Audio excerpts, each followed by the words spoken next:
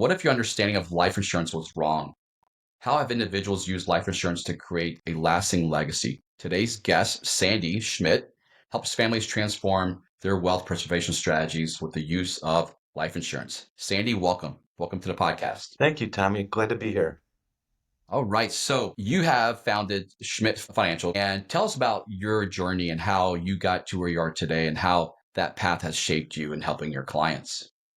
Well, I started Schmidt Financial Group back in 1983. I started out in public accounting for the 16th largest CPA firm at that time. Uh, Back in the early 80s, there's the big eight, and then there's the next eight.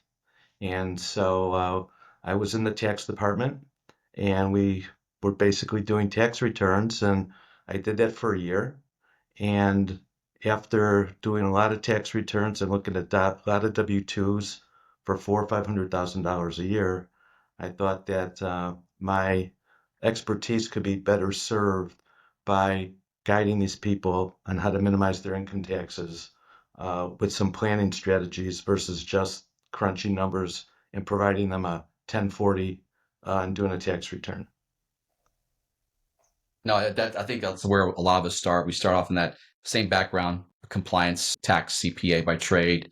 And I think you start looking at opportunities to help people first, right? I think that's something that kind of drives us. And so when you look at families and some of the situations back then versus now, some of the trends that you're seeing, what are you seeing just overall with the industry? Trends is an interesting question because there really are no trends in the industry other than legislation trends and mortality trends. People are living much longer due to medical science, and so the cost of insurance has come down substantially.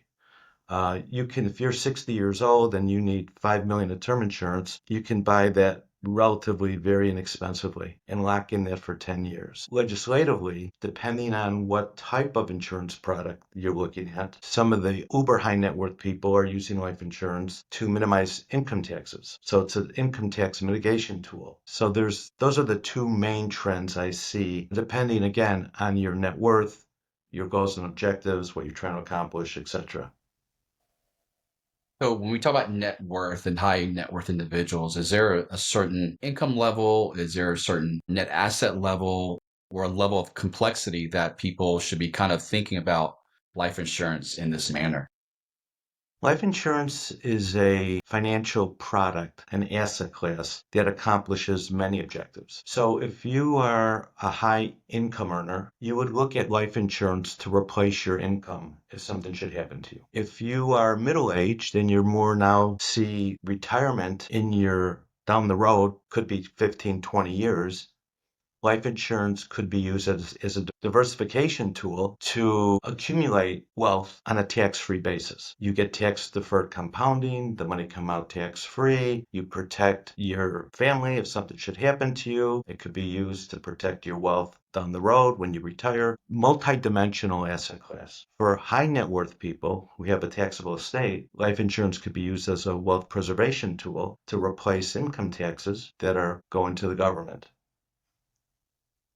So So when we look at like net worth and the different asset class allocations within someone's net worth portfolio, if it's stock bonds or real estate or even an operating business, right? Looking at liquid versus illiquid assets, is that something that is a concern for you as an advisor to a family, or do you see all those kind of like this is just part of the recipe of figuring out the best policy to put in place? again, there's six policies in the toolbox. There's six different flavors of life insurance. So the flavor that best suits an individual is based on their overall fact pattern, goals and objectives, individual circumstances, insurability, etc., etc. So it's the whole idea is to customize the right product with the right face amount with the right cost structure as an asset class on their balance sheet. Life insurance can be structured as a guaranteed asset class. It could be a great diversification tool to a money market fund, a bond fund, etc. And a life insurance contract is more multidimensional than a money market fund or a bond. With a life insurance product as an asset class, you get safety, you get a good yield, you get tax benefits. So you're getting more benefits from that asset class than you normally would from a single asset class being a money market or a bond or even an equity. So let's take an example. Let's break this down because I think that's you're bringing up a lot of good points. And what happens is there's a lot of opportunity, right, to the customization. I think we could almost sometimes drown in the sea of opportunities and options out there. So is there a good example of someone you've helped that came in the door and said, we're looking at anything and everything. Here is our situation. And then what you heard and kind of what you guys eventually guided them into. Could you just give me an example and let the least listeners understand some of the nuances to be thinking about on that path of conversation? Again, the idea is to customize an insurance portfolio, just like you customize an equity portfolio, a bond portfolio, alternative investments, etc.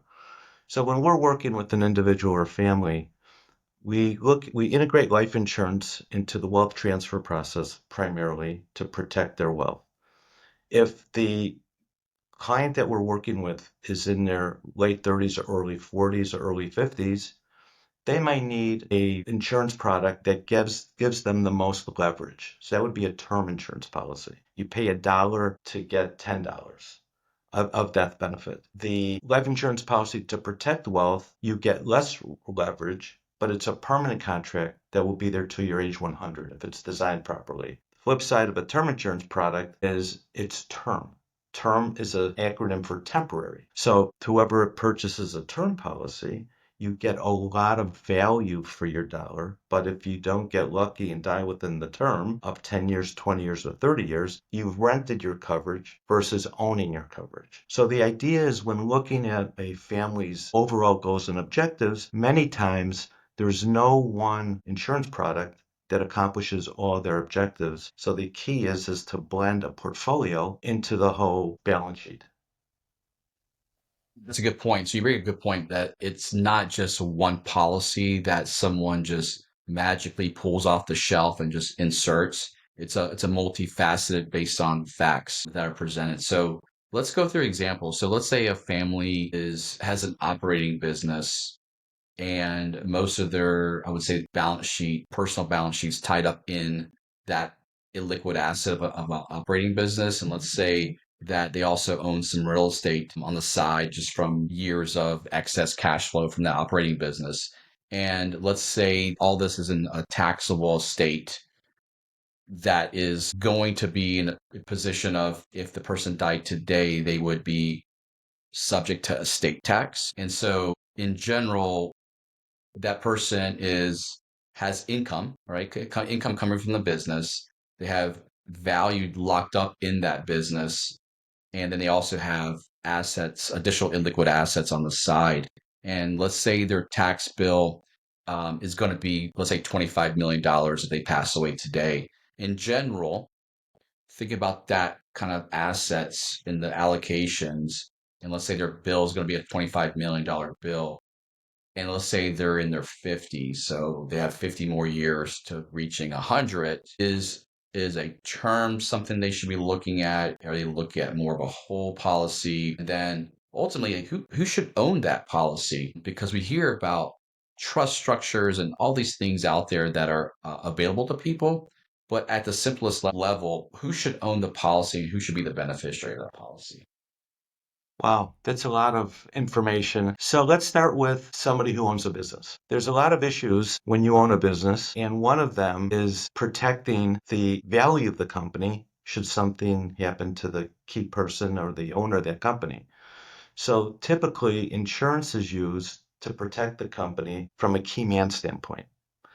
God forbid something happens to the business owner, how is the bank can now look at that risk? I mean, they might call the loan, they might change the terms, depending on many issues that could go along with debt to the business. So a term insurance policy is a very good tool to protect the bank, protect the family, protect the value of an enterprise that he might have spent 20, 30 years trying to build. From an estate tax standpoint, you mentioned that they have a $25 million estate tax bill. So what we try to do is minimize the amount of insurance somebody needs because most people look at that as a cost. It's cash flow coming out of their pocket. So how do you do that? You look at a lot of the tools and strategies to shift wealth and get assets out of the estate without giving up control. The government doesn't tax control, they tax ownership. So there's many strategies to separate ownership from control, take advantage of the lifetime exemption, which is $14 million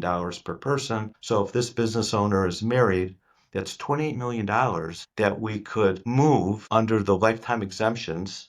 The key here would be to reduce the value for transfer purposes, get valuation discounts, and then gift those assets into a trust where the business owner can control the trust but not own it for state tax purposes. Once we're able to move wealth under the tools and strategies that are readily available, and we still have estate taxes over and above the lifetime exemptions that we just utilized, then we would now look at a certain type of an insurance contract that would be owned outside of the taxable estate by an irrevocable insurance trust that would be used to cover estate tax exposure, provide liquidity if something should happen to the business owner, et cetera, et cetera. So in that example, we're using a term policy to protect the company. We're using possibly a second to die policy to protect the estate. And then the question becomes, well, how do you pay for this? Well, there's some very, very creative ways of funding these trusts or the key man policy through gifting arrangements, through premium sharing arrangements between the trust and the business. It's called split dollar, where you're sharing the cost of the premium funding between the corporation and the entity that owns the policy. So there's a lot of creativity that could go into funding and paying for these insurance contracts now, which is typically dear to a business owner's heart because we try to minimize their cash flow and how to solve these problems and objectives with minimal out-of-pocket costs. Yeah. So let me ask a question just to kind of dig a little deeper. So you had mentioned that, let's say for the estate, a $25 million estate tax bill, and there's an insurance policy in there to minimize that bill as much as possible. And let's say that the irrevocable trust owns that policy. So let's say the individual passes. I want to just go through the exercise of showing people how the money flows so that they completely understand the kind of the overall cycle of how the mechanism works. So we have an individual that owns a business and has an estate that's going to generate a $25 million tax liability. They put in place an insurance policy that, let's say, it's going to generate a $25 million death benefit that's going to negate that bill. That policy is owned and paid for by the irrevocable trust and is going to also be the beneficiary of that trust, of that insurance proceeds. How does those proceeds get back and pay off the estate of the individual? What'll happen is when somebody passes away, it could be a single person or husband and wife under a second to die approach, the insurance proceeds will come into the irrevocable trust. The irrevocable trust is out of the taxable estate. The life insurance proceeds that are owned in the irrevocable trust are outside of the taxable estate. So now, how much liquidity does the estate have? What happens is that taxes are due within 9 months from the date of death. And the last tax return that somebody files is called Form 706, and their accountant or their tax attorney will complete that tax return, which inventories every asset that they owned at the date of death, total that number, come up with what the total estate is, calculate the estate tax, etc. If the estate has liquidity, that will be the first money used to pay the estate taxes. The insurance, being outside of the state, was probably structured in a generation skipping trust. So the proceeds that come in from the life insurance company into the trust is there to replace the assets, but you would not want to use those assets to pay taxes because it's estate tax free, it's creditor protected, it's generation skipping tax free. So that's a sacred entity that's now going to own this tax free capital. If the estate doesn't have enough liquidity, then that trust will purchase assets from the taxable estate.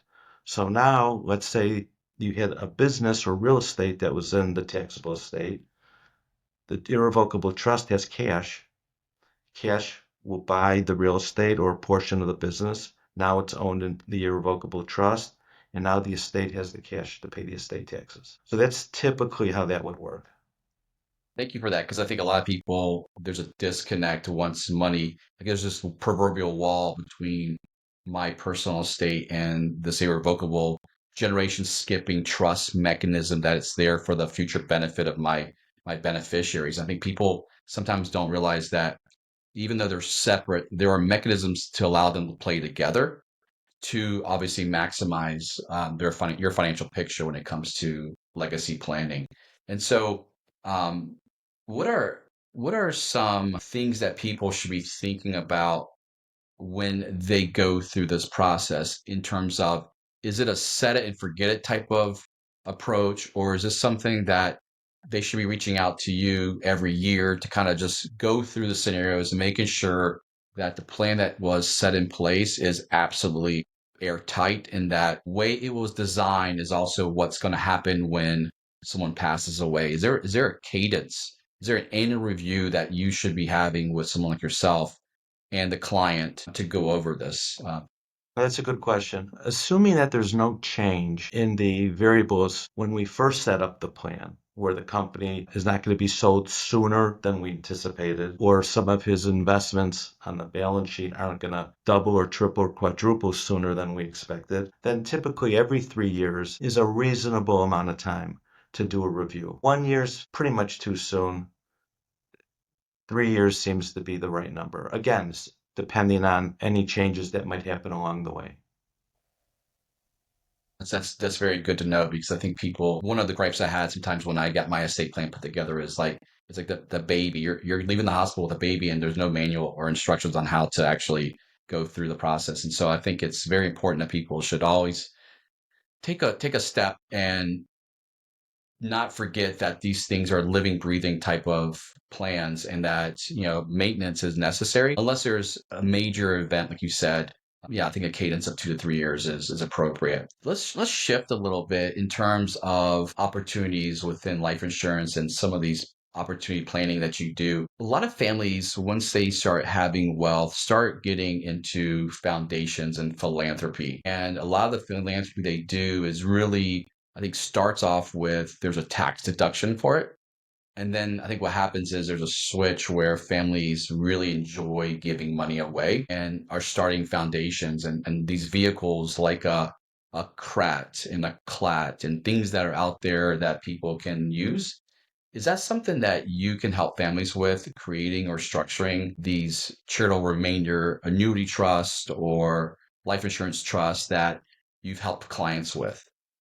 Yeah, that's a good question. Charitable tools are some of the best planning opportunities that people have. The problem is that we see very few advisors recommending them. The reason is that when people are presented with the word charity, most people have a paradigm shift in their mind that they're giving their money away from their family. So if people had to choose between their family or charity and on the inheritance of their wealth, 9 out of 10 times they're going to choose their family versus charity. However, the charitable tools provide tremendous tax benefits. And under the planning umbrella, if it's done properly, people could leave not only money to charity or leave their taxes to charity, but the byproduct of that is that their family would end up with more money than they previously would have gotten by not incorporating the charitable planning tools.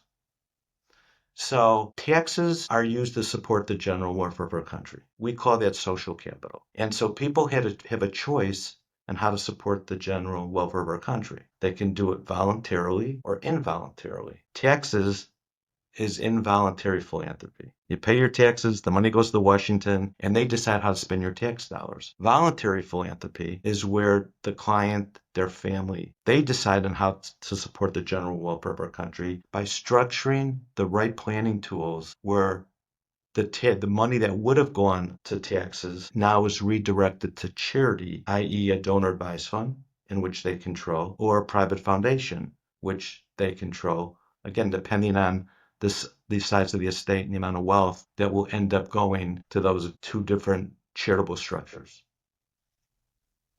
And that's a good point. I never thought about that where you're involuntarily or voluntarily taking action to support the social fabric of this country. So help us understand what is a donor advised fund, a DAF as they say. What is that mechanism? How does that work? It's basically a simplified charitable asset or charitable account that must be used for charity. And you would need a custodian for the donor advised fund. Fidelity, Vanguard, Major Schwab, every major custodian has a donor advised fund. And so if somebody had, let's say, $5 million in their IRA and they pass away, they leave it to their spouse. The spouse passes away and let's say there's no children. They can leave that $5 million to a donor advised fund and there's no taxes. There's no income taxes on that money. There's no state taxes on that money. And some family member that they would designate would control that donor advised fund and every year direct Schwab or direct Fidelity on where to give that money every year to what charitable organizations. And then so this seems to have been getting more and more popular. I think it's always better to, from an income tax perspective, to minimize your income taxes by giving your wealth away while you're living than when you've passed, right? And so I think a DAF, what I've seen in my practice is DAFs have been a great alternative to private foundations to be able to maximize someone's giving annually to reduce your income tax. And so that's something that a lot, like you said, a lot of financial institutions have a whole program and support team to help individuals implement that DAF strategy. If we look at private foundations, those are definitely a little more hands-on. But again, I think those are powerful tools. And the way I look at private foundations or family foundations is to look at your dollars that you're giving over your lifetime and speeding up that deduction, that income tax deduction today by having it moved into your family foundation. Then you have time to then decipher where that money goes over time. And I've seen a lot of families really enjoy the control of a family foundation, knowing that there's that immediate tax benefit today and that they're taking those excess dollars and over time doing some meaningful stuff. Let's go back to CLATs and CRATs, if that's something that you feel comfortable talking about, where those are something that I'm seeing a lot more people talking about and doing now that it's become more, I would say, as people's wealth's become more and more complicated, those complexities of a private foundation is part of that conversation going forward. And so what's your experience with CLATs and CRATs, and what do you like them? Do you think they're adding complexity to someone's life, or are they something that you feel are something that people should take more advantage of? Yeah, those are two very good strategies. But before I get into those, I just want to make one comment on what you just talked about with the donor advised fund and a private foundation. We see most planning, charitable planning done with a DAF or a private foundation being implemented as the beneficiary of a charitable remainder annuity trust or a charitable lead annuity trust, which is what you just described, a CLAT or a CRUT, etc. So yes, people can give money to charity while they're alive. They could give money to a donor advised fund. They could give money to a private foundation. However, you're not getting the benefits that you would get if you used a charitable remainder unit trust or charitable lead annuity trust. So typically a donor advised fund or private foundation would be the beneficiary of these trusts. So when we do charitable planning as part of looking at the whole picture, we use those tools with the donor advised fund and the private foundations as the recipient of these trusts. So let's take a charitable remainder unit trust. A charitable remainder unit trust is a tax exempt trust. And basically we see that used when people want to sell a highly appreciated asset and they're going to have to now pay capital gains tax. So what somebody could do with these trusts is gift the asset to the trust and sell it inside the trust. Because it's a tax exempt trust, you pay no income taxes. You also get a current upfront income tax deduction based on how the trust is designed. So if the charitable remainder unit trust, you give the asset away, the government pays you for giving your asset away. So you get a current tax deduction. You now sell the asset from the trust, you pay no capital gains tax. And the trust could be structured where you and your family are the income beneficiaries of this trust for the rest of your lives. Once you and your spouse pass away, the remaining principal in the trust goes to a donor advised fund or a private foundation. So while you're alive, you're getting more tax benefits by using this tool than if you just gave money to charity. With a Right. charitable, I'm sorry.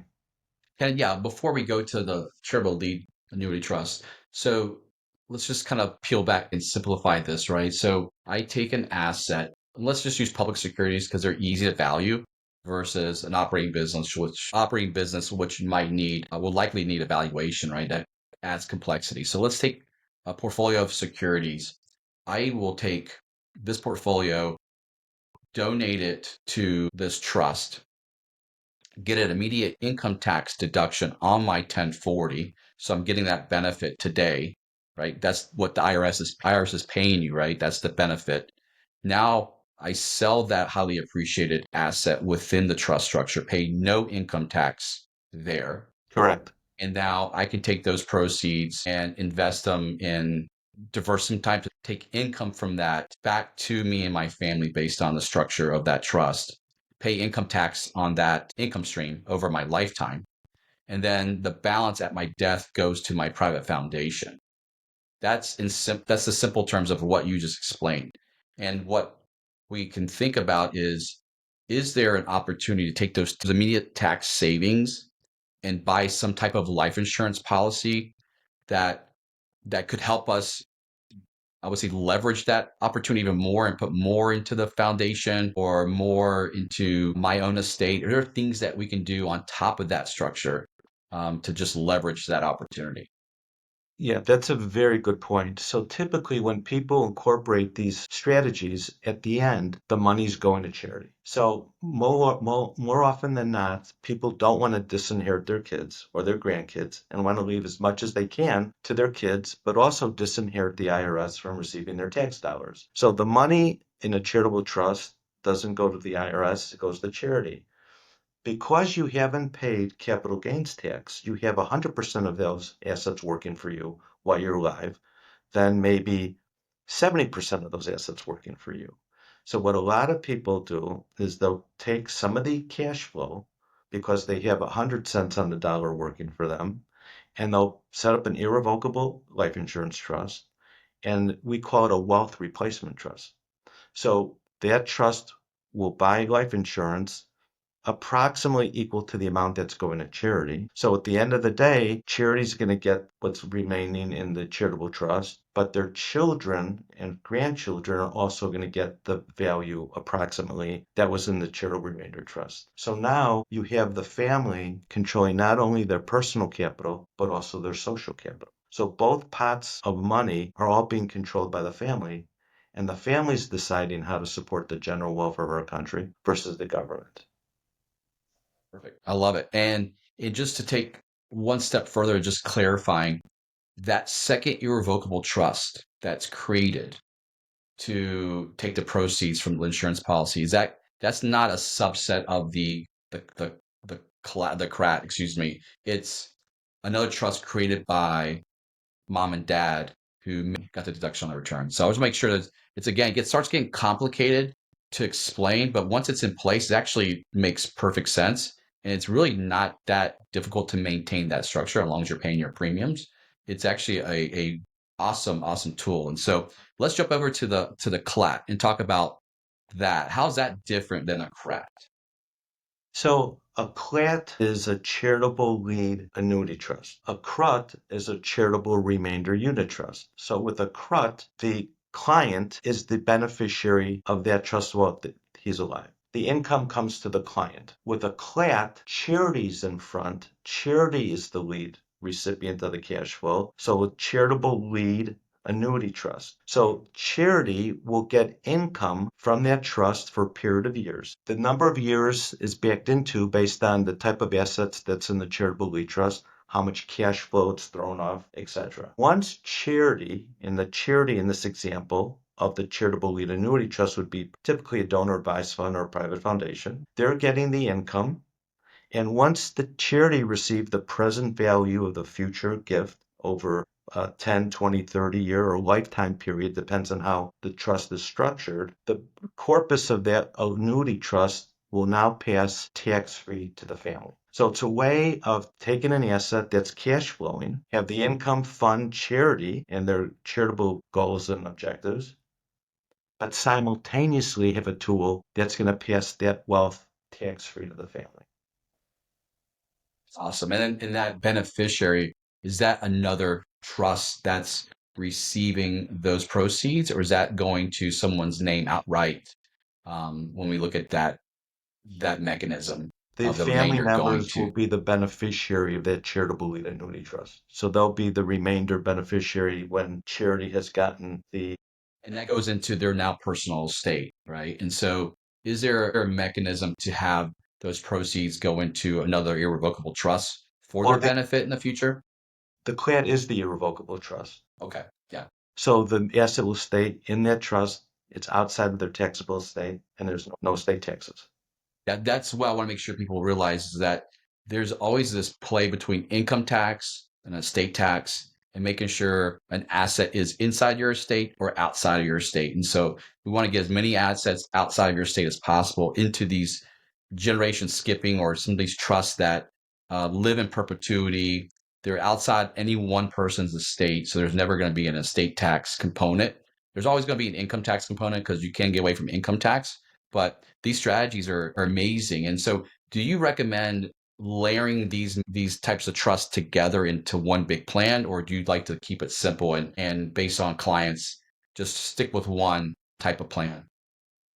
Great question. The key to effective planning and maximizing and preserving wealth is the integration of all these tools we just talked about. All these tools are in the toolbox. And so the key is what tool do you start with first? And as I previously mentioned, we start with the tools that don't involve life insurance. The tools that you can give away under your lifetime exemptions, take valuation discounts, separate ownership from control, get those out of the estate. Once we've done that, now we start looking at the second layer of tools. Those could be charitable lead annuity trust, charitable remainder unit trust. It could be, if we're talking with somebody that has a very, very large estate, we then look at other tools like selling assets to trusts, and the client takes back a note.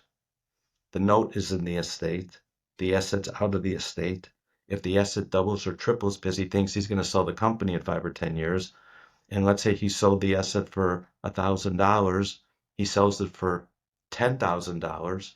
Well, the note of $1,000 is what's in his estate. And over a year, over time, time is somebody's friend in terms of these planning strategies.